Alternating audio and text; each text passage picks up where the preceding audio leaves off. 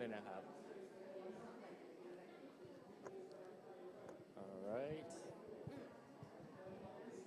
so we're gonna start the session thriving biodiversity and thriving community it's gonna be quite an intimate session so if you guys could take your seat so we got 3 panelists today the first one is Dr. Supachaya Techa Chuchert Environmental Manager from แม่ฟ้าหลวง Foundation next we have คุณสุสมาพิทักษ์กุลดิลก Acting Senior Vice President of PTT EP and lastly we have Senimili Vakora Acting Director of Department of Environment from Government of Fiji so first off thank you so much for joining me on this panel I would like to give you guys 1 minute to kind of introduce yourself and introduce your organization.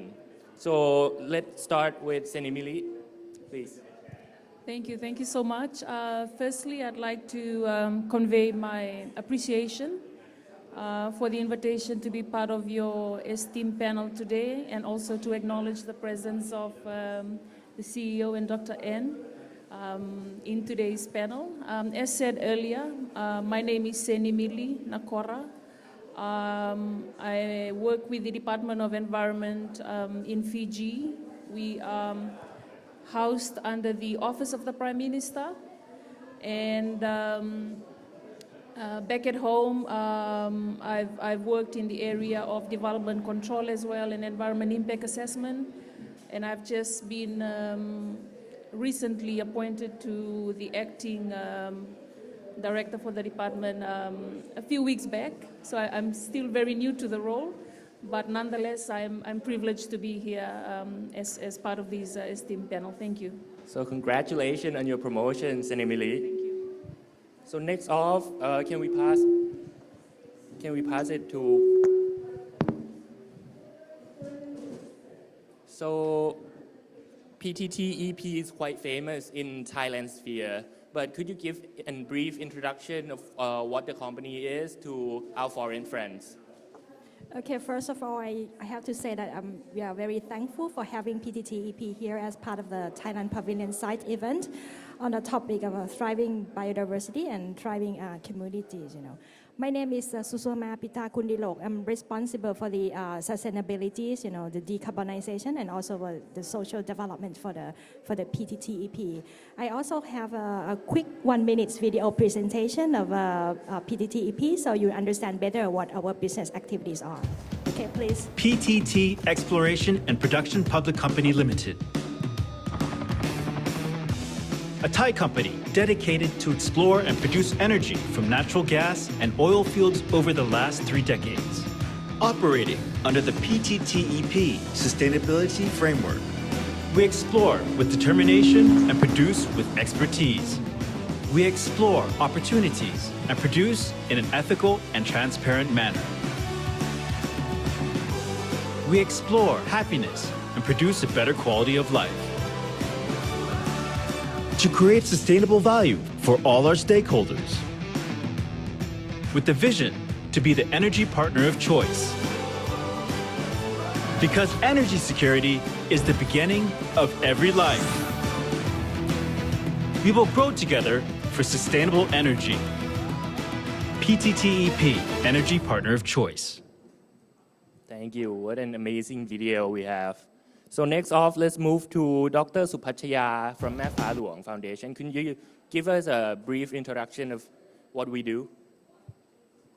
Thank you for having me here today. You can call me Anne for short. So in case many of you might not know แม่ฟ้าหลวง Foundation before, we are a foundation, local NGO that aims to uplift the livelihood of people in the Doi Tung areas, northern part of Thailand. So the people there, the areas that were cut down and plant opium before. So, and this is how it look like. People there live with poverty and drug addicted, and we aim to change from opium grower to a forest planters. Moreover, we not only regenerate the forest, but we also create jobs. Currently, we have food, macadamias, coffees, and nice handicraft like the one I'm wearing, and selling under the Doi Tung brand. We also have a beautiful gardens serving as a tourist attraction. So all the benefits that we get from Doi Tungs, we invest back into the activities of livelihood development. Thank you. What an amazing work. So let's get right into the content. First off, we got such a diverse panel, right? One from public sector, one from private, and one from CSO. So I would like to understand a little bit about how did biodiversity come into your scope of focus? And once it is in your focus, what did you do about it? What's your action? So let me start off with PTTEP. Right, that's a very good question, and we have a very long story about that. Actually, I have to say that PTTEP we give the highest priority on the sustainability since the very beginning of our operation in 1985. We have our sustainability framework developed, comprising the HPO, the High Performance Organization, the GRC, the Governance, Risk Management and Compliance, and also the SVC, the Sustainable Value Creation. The sustainability framework, also aligns with the UN SDGs, and it defines the way we think, the way we work, and the way that we do our business. As we all know that, because the industrialization, the energy consumption has been increased dramatically, because as the energy raises the quality of life to the next level, it also leaves the environmental footprint to the planet as well. PTTEP, we underline the importance of our mission to ensure the national energy security for Thailand, as well as keeping the right balance of the business, social, and the environment, as we aim to deliver the sustainable values to all stakeholders. Climate change, it's a very big thing. At PTTEP, we have our aspiration to minimize our environmental footprint from our operations, because we believe that the level of the environmental pollution is directly related to the biodiversity loss. And when we talk about the climate change, we think that it is a very big issue, and it has a lot of impact, everywhere and everything around the world, people, planet and prosperity, and even more, it has more impact for the developing countries like Thailand, in terms of, flooding, water scarcity, lower yield of agriculture, and also the fishery resources. We are well aware that the impact of the climate change is directly related to the impact of the biodiversity loss. So we intend to manage those two issues together. We aspire to have our target on the climate change. You will set the target to become a net zero organization by 2050. And we also have our interim target defined as well. In 2030, we will reduce our emissions intensity down to 30% and 50% reduction by 2040. And also we have our biodiversity target defined in corporate level as well. We aspire to become a net positive organization of the BES values, the biodiversity ecosystem services value for our offshore operations within 2030. And in response to those, our social development has been divided in two levels. One is in the operational level, and another one is in the corporate level. Those in the operating level, our prime objective is to help our focus communities for their climate change adaptation, and also to maintain our license to operate as well. We focus this in 4 themes, for the operational level. The first one is to help them with the basic needs, to help them, conserving the environment around the communities area, help them with good education, and also, to keeping the culture for the community as well. For the corporate level, we have Ocean for Life strategy, deploying at a corporate agenda. So it covers, all the offshore activities and all Ocean for Life activities, to help, supporting the biodiversity, Your question also touched about what we do, So I like to highlight a bit on our Ocean for Life strategy. Our Ocean for Life strategy, we have launched this one several years ago. The rationale behind that is very simple, because most of our operations are operating offshore. We have offshore operations in Thailand, in Myanmar, and in Malaysia as well. And so we see the ocean is just like our second home that needs to be protected. So we aspire to take lead, in the conservation and preservation and restoration of the marine ecosystems. Our commitment also extends to the coastal communities, around the coastal areas. Now we're focusing primarily on Thailand, 17 provinces around the Gulf of Thailand, because we also have our aspiration to better their well-being as well.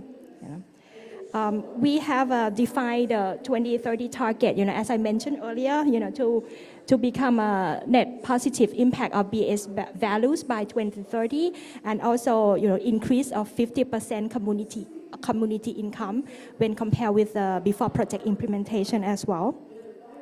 And to achieve our aspirations, we realize our strength, on the location, as we have offshore operation, not many organizations have our facilities like us, and we have cutting edge technology, and we believe that we have extensive collaboration and networking as well, and what we have is also we have our subsidiaries called AIs and Robotics Ventures. Our wholly owned subsidiary of PTTEP. They can help us with technology and innovation to be implemented in the ocean.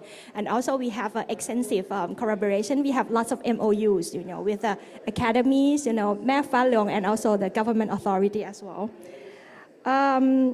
Under the Ocean for Life strategies, we have 3 themes, sustainable ocean-friendly operations. We're focusing our offshore activities, minimize the environmental footprint. And the second one, we have the sustainable ocean health and blue carbon solutions. And the last one is a sustainable community around the ocean, All initiatives under the strategies not only support Thailand in the improving of the ocean health index, and UN SDG 14, but we believe that it also helps Thailand to achieve its decarbonization goals, decarbonization commitments, carbon neutrality, greenhouse gas net zero, because we believe that the healthy ocean is the major source of carbon sink that could help in the combat with the climate change issues.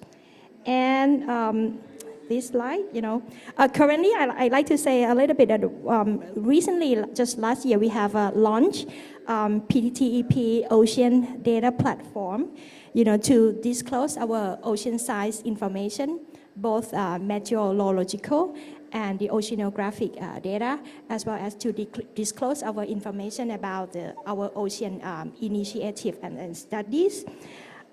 This builds up to the comprehensive marine science data network, covering nearshore, midshore, and offshore for future use of researchers and scientists to help in the conservation of the ocean. Currently, our platform is now publicly available, and it also linked with various important marine platforms in Thailand as well, allowing a wider use of data, for the related parties to be used to help in the ocean sustainabilities. This slide, I'm not going to go into the details, but this slide shows our current 14 ocean data initiatives of PTTEP, focusing primarily on the domestic Thailand. I like to say that to date, after the project implementation for a couple of years, now more than 5,000 rides of mangrove has been planted. almost 15 square kilometers of coastal conservation areas established, 27,000 million lava crabs and 11,000 sea turtles released to the sea, and almost 200,000 kilograms of ocean waste collected for proper disposal. Almost 6,000 fishery communities networks established, and 75 sea products developed and made available on the online platform, leading to more than 20% of community income increase compared with before project implementation, and more than 12 million US dollars generated to local communities, and fish species increased from 10 to 80 species from our shipwreck underwater learning sites. And finally, we have almost 8,000 views of our PTTEP Ocean Data Platform so far. That's quite very long. Sorry. Thank you so much for such a comprehensive journey. So next off, let's move to Dr. Ann. I know that Mae Pha Luang has been working a lot with the community. So how has biodiversity come into your picture, and what did you take action with along with the community? Yeah, biodiversity is very, very important indeed because we work with community as well as agriculture. And this is the pictures of Doi Tung in 1988. So you can see it's like backgrounds, very brown colors. And next is Doi Tung in 2007. And this is Doi Tung last year. So you see it's become greener, but it's bring to another question. Is this a healthy forest? So the greens doesn't always mean healthy. So we start conducting our biodiversity surveys in Doi Tung, covering 5 taxa of species like mammals, insects, amphibians, reptiles, and fish. So the mammal survey, we put the camera traps on over Doi Tung area, and we found a very, very interesting finding. So this is a white boar.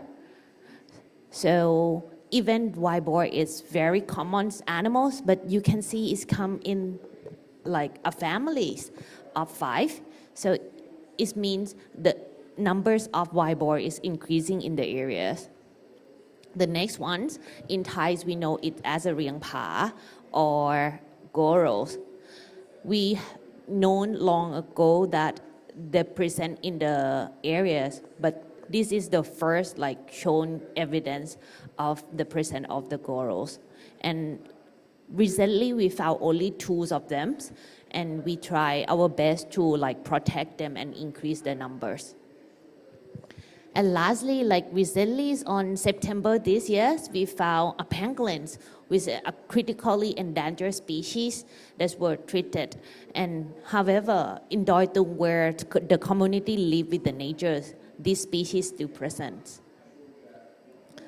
Let's move on to the insects. We found about 850 species of insect, which accounting to about 72% of all the species in Thailand. So from the accumulation curve, you see it's quite stable, and I think this is about the numbers of Doi Tungs. Among this is most of them are terrestrial insects, which is the butterflies, and 10% of them are aquatic insects, and most of them that we found is a mayfly. Mayfly, or in Thai we call chi pak khao, is the indicators of good water qualities. And many others beautiful insects that we could introduce and teach young people to understand about nature. For amphibian and reptiles, we found 27 and 58 species respectively, and it's accounting about 12% of the species that's found in Thailand. And also fish. We not only found 27 species of fish, but we also found a new species of the world as well. So in a tiny area where people have been living 24 villages living together with nature, we still found unknown species, and then it's representing that nature is well preserved. We also do a questionnaire and survey about the nature resources utilization of village. whether they cut the trees, whether they eat bamboo shoot, they eat insects. So the values of the nature that they get for free is about 12 billion baht per year. This is the free ecological services that we have been mentioned. Oh, thank you, Dr. Ann. Such a captivating photos we got here. Oh, so next off, I would like to pass it on to Senimili.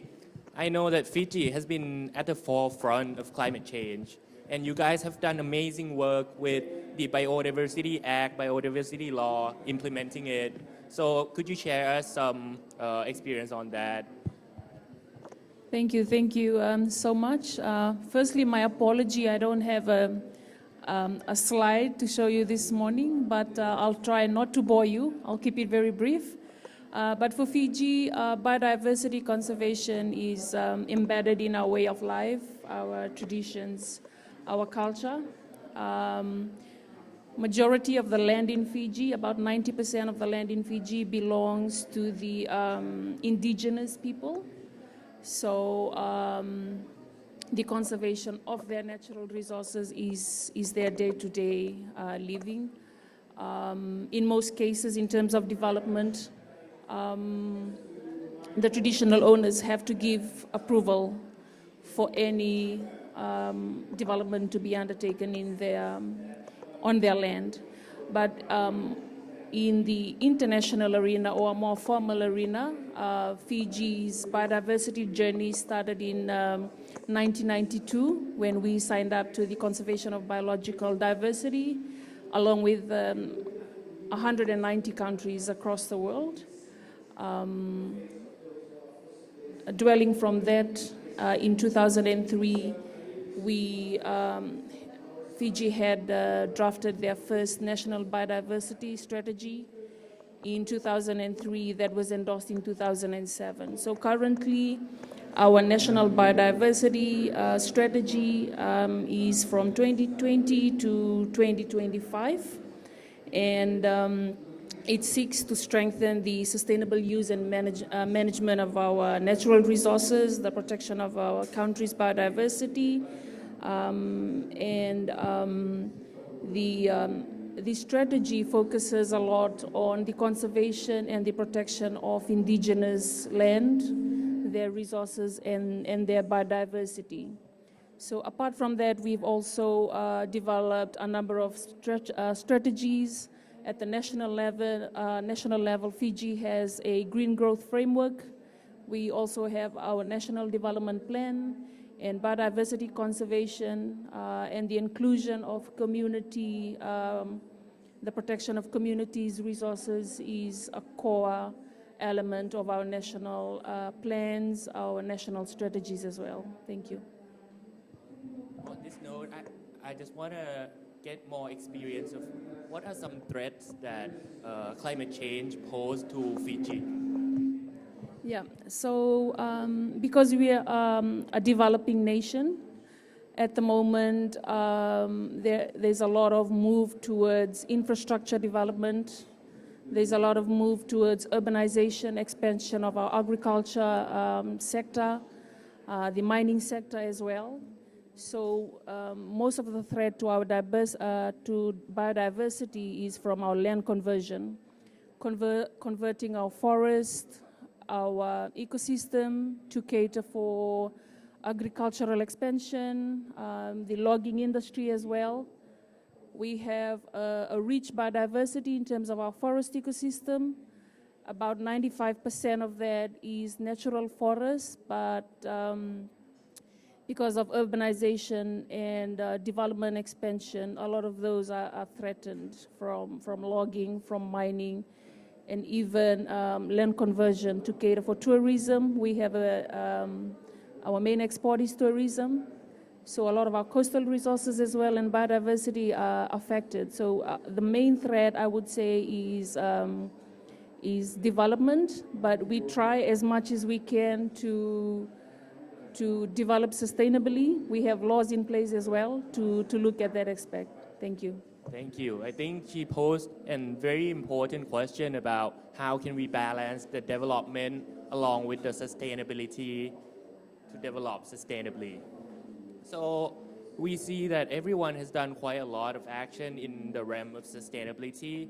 What are some obstacles that you face? So maybe start off with Kun Susama. Thank you very much. I have to emphasize that there will be no net zero without embedding the nature-based solutions and preventing the biodiversity loss. The loss of biodiversity is in connection with climate change, the pollution, change of land use, over-exploitation, and also the invasion of alien species. Nowadays, business sectors start coming to have involvement on the biodiversity conversation, in different dilemma. However, I think that is very good. But however, as a business sector point of view, I have some observation that I like to make here. The first one, I reckon that there is no shared target, in the country level and the international level. I understand that there is some target, but it's not easy to understand. They're talking about 30% or something. It's not like the climate change. We have net zero, greenhouse gas reduction, but for biodiversity, those are still very unclear. And I think that that's caused that the share of biodiversity initiative is then small relative to the problems at hand. The second point that I like to address is that there is no standardization and easy to understand tool to measure the biodiversity management effectiveness and performance for benchmarking purposes. For example, between a different period, between a different location or even between the different companies. I think having the tool is very important because it could help in the preventing of reputational risk of greenwashing and overclaiming. Those issues, we see that it will become more and more important in the future. And the third one, just like the management of the climate change, when we talk about the biodiversity management hierarchy, we're talking about, the avoidance, the mitigation, the restoration of the biodiversity within the boundaries, and also the offsetting of the residual biodiversity loss. When we talk about things that we can do it internally, I think it's manageable. I'm not saying that it's easy, it's manageable. But when it comes to the offsetting of the residual biodiversity loss, it needs a lot of collaboration and discussion, and we need a government agency to help us on that one as well. And now, people start talking about new terms, biodiversity credit. This is still very unclear, but I think it will becoming more and more important in the future. I think the government agency or the related authority need to, take the leading role, to make all the things clear for business sector, so we can, systematically, follow and support the target of the country. And my observation next is that, I can see that most of the biodiversity initiatives are focusing on life on land, not many focusing on the life below water. And most of the biodiversity initiatives are voluntary basis, not mandatory, meaning that you can stop any time that you want. That is not good, And I think, what I can see is most of the company that addressing the biodiversity challenges through the endorsement of UN SDG 14 and 15.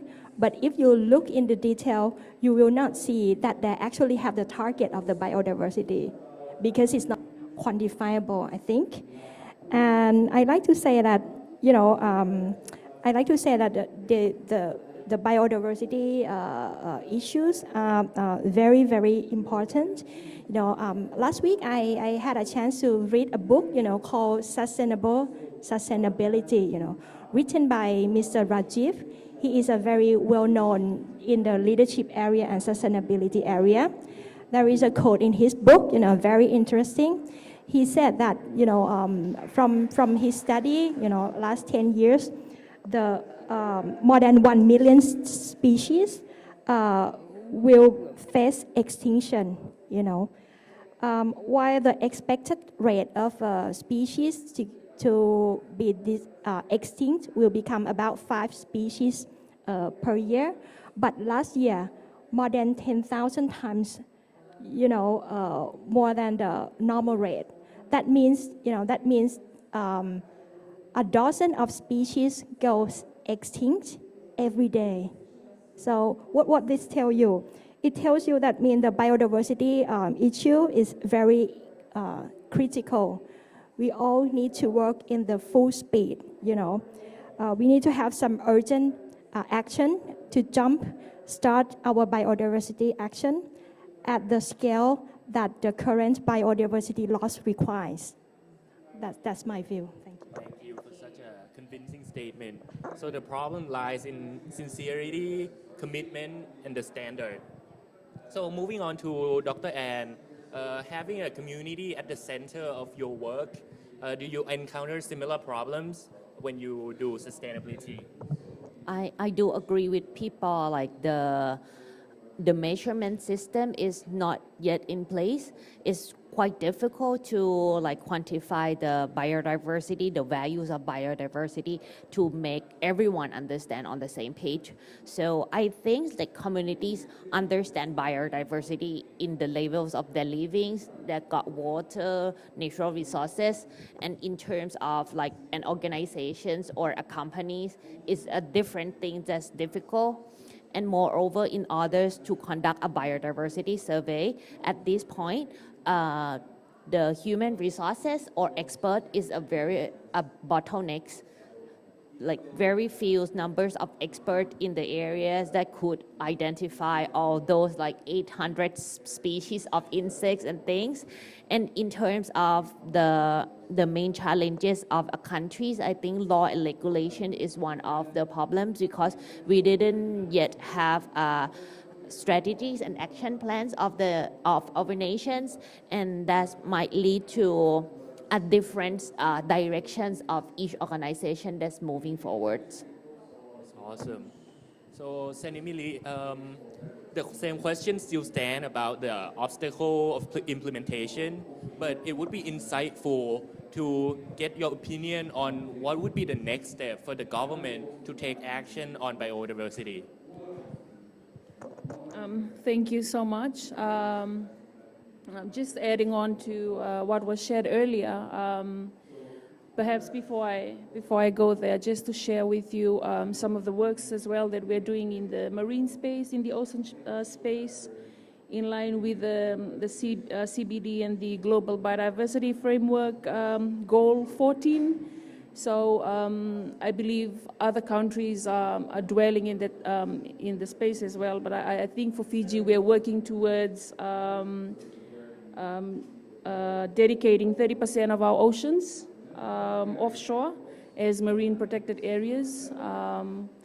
There has been works on it previously, but we are committed to dedicating 30% of our offshore oceans as designated marine biodiversity and conservation sites. But I think in terms of obstacles in our context, because development is the mandate as well of the public sector and of government. Our struggle is maintaining that balance, finding the right tune, the right balance to still conserving our natural resources. I think that the data and the statistics that we've heard this today is very alarming, and I'm sure it would be across all countries. So I think it's very important to halt biodiversity loss. We're going through a triple planetary crisis, and I think the same attention as well should be given to biodiversity conservation as we have in the climate space right now.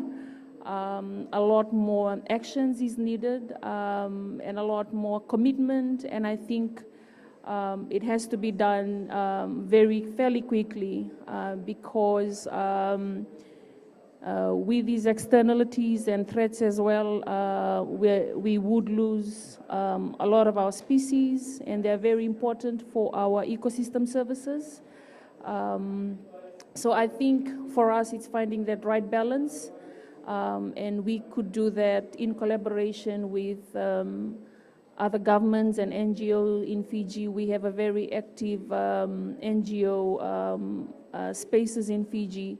So I think it's working in collaborations with our non-governmental organization, our academic institutions, our researchers, and of course we do rely on countries as well overseas and donors to assist us in our biodiversity space. Thank you. Thank you, thank you. So now we're gonna open up the floor for anyone who have question about biodiversity to ask back to the government, to private sector, and to CSO. So the floor is yours if you got any questions. Please. So, hi everyone, thank you so much for the panel. I work in the tech sector and I have a question for you. So from a technological perspective, what can be done to further improve the resilience of biodiversity communities?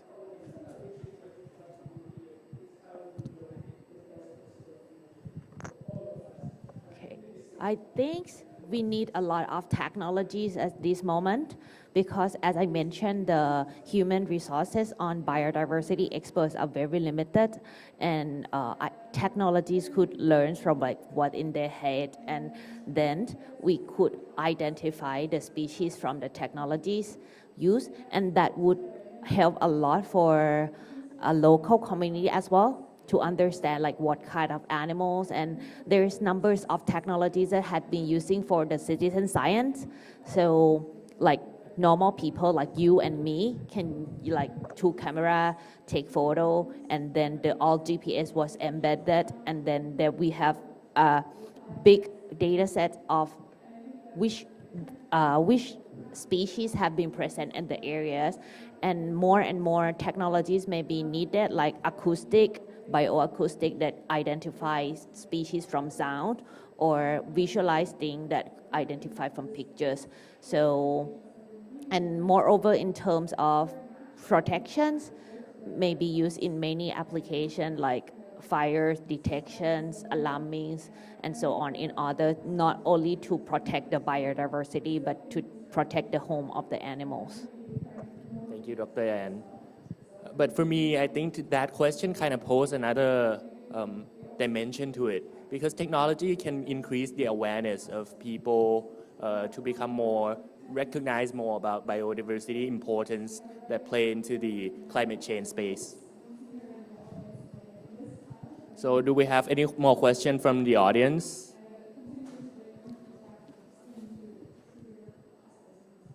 I'm from the Department of Department of Climate Change and Environment.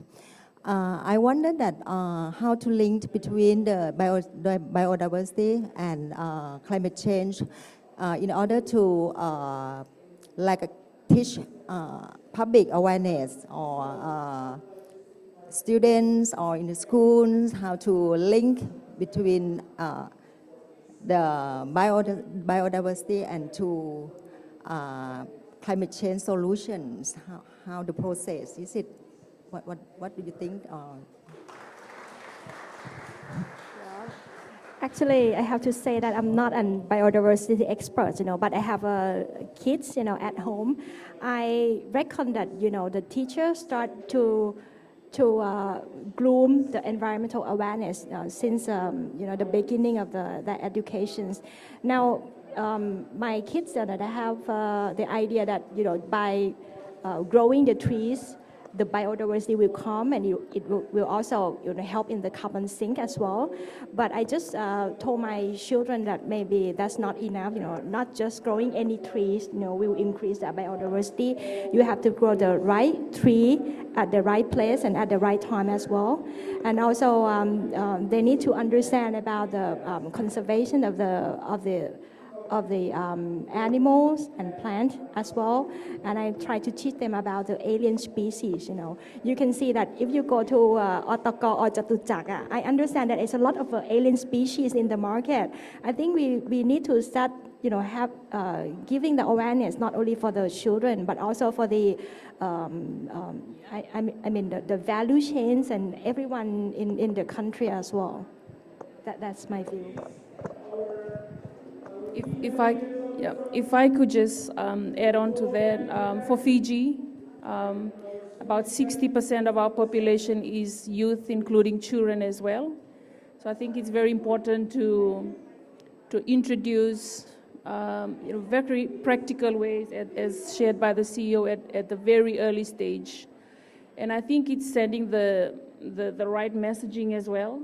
I know most of our youth are very active in the social media space. Perhaps 10% of them is active in the environmental space. So I think it's finding that right messages as well and medium to be able to introduce the message to them at a very early stage. Most of them are glued to their phones, to their tablets, and so I think it's finding that right medium. And of course, the school curriculum can play a very important role, and I think at home as well, it's very important that we start sending that messages to our own children at home. At our religious organization, we do that mostly in Fiji. So we introduced it at our religious gathering and our community gathering as well. So I think it's just finding that right medium, and of course the right messages to be able to slowly push that across. Thank you. I think for the relationship between climate change and biodiversity, the thing that's the most obvious is in the oceans. You might heard a coral reef bleachings or pakalang fog khao every year according to the higher temperatures, and those like bleachings will lead to the death of algae, and then the death of algae lead to the death of fish, and then the oceans might not have the Nemo anymore. So that's quite obvious thing that we could draw the pictures. I would like to share some experience of mine. I went down to a community that has been very active about biodiversity, and I asked them, hey, why are you care about this thing? They answered, it's because it's our forest. We want to know more about our forest. So essentially it goes back to the pride of the community that they want to preserve it. So I think it's about time, and I would like to conclude this panel. Thank you so much, everyone, for your interest, and thank you, our panelists, for joining. Okay, thank you very much for the four of you at this moment. Can I invite Director Chongrak from the Department of Climate Change and Environment of Thailand to present a little souvenir to all the panelists. Thank you very much again for your insightful information, and yeah.